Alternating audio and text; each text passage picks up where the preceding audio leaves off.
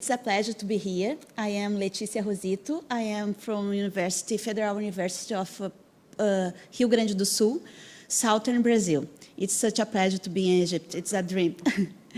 I will talk about universal newborn hearing screening, good and bad news. We know that deafness need early diagnosis. Impact in sound deprivation and can improve language performance. We also know that universal hearing screening had improved language in children all around the world.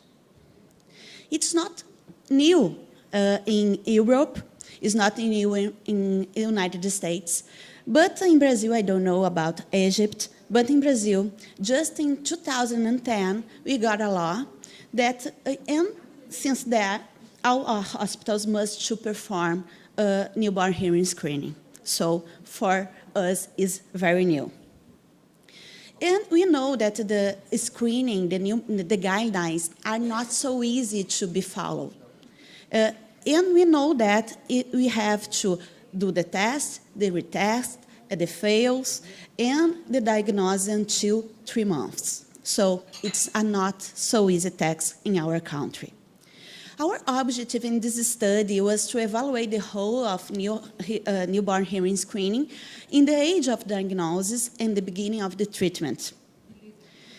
It's a retrospective cohort study from January 2015 to December 2018, and we just evaluate children up to 12 years with bilateral sensorineural or mixed hearing loss with congenital or occurred in the neonatal period.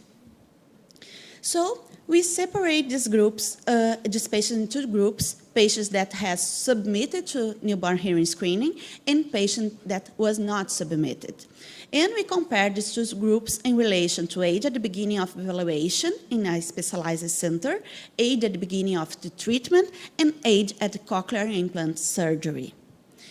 So we did a multiple linear regression with many variables that we think that it can do something different, like as the number of sons, the etiology of the hearing loss, the neurological evaluation, genetic syndrome, and go on.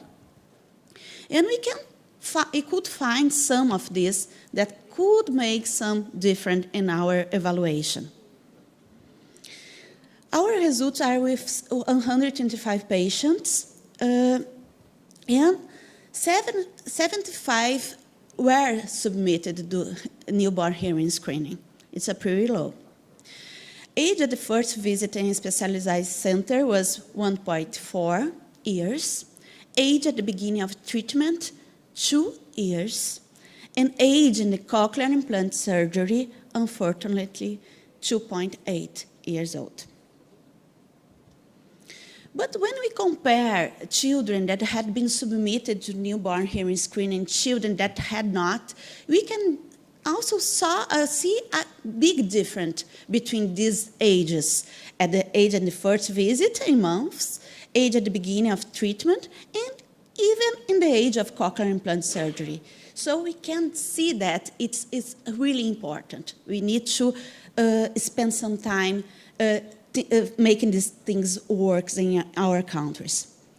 And you can see in this graph that children that underwent newborn hearing screening are younger than that didn't in the first consultation at specialized center, are younger than that didn't at the age of beginning of treatment, and also are younger at the first cochlear implant surgery. So it's very important. When we did a multiple linear regression, we could find that newborn hearing screening interferes in the age of the first visit in the specialized center, in the age of the beginning of the treatment, and in the age of cochlear implant surgery in an independent manner. It's the only thing that can change these times of treatment. But the bad news are that when we compare children with deafness that had passed in newborn hearing screening and that had not passed in newborn screening, you can see that the children that have passed arrive at the specialized center and start treatment after that children that had failed. So this is a problem. But who are these children with deafness that had passed in the newborn hearing screening? I think that Dr. Pepsin talked about this in this morning, and we can identify that of our 102 patients that underwent newborn hearing screening, about 20% passed. And 9 had auditory neuropathy, 4 complications in the neonatal period, 2 congenital CMV infection, 2 syndromic genetic to be clarified, and 3 without a determinate etiology. Maybe this congenital CMV and this indeterminate etiology are also CMV.